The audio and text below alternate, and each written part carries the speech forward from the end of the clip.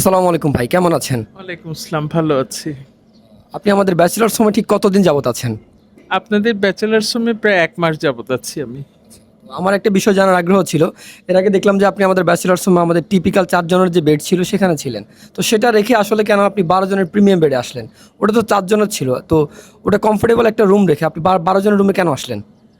ওই বেডটা একদম কমফোর্টেবল এবং খুব সুইটেবল প্লেস, কিন্তু বিষয় হচ্ছে ওয়েদারের সাথে আমি এখন অ্যাডজাস্ট করতে পারছি না গরমের কারণে।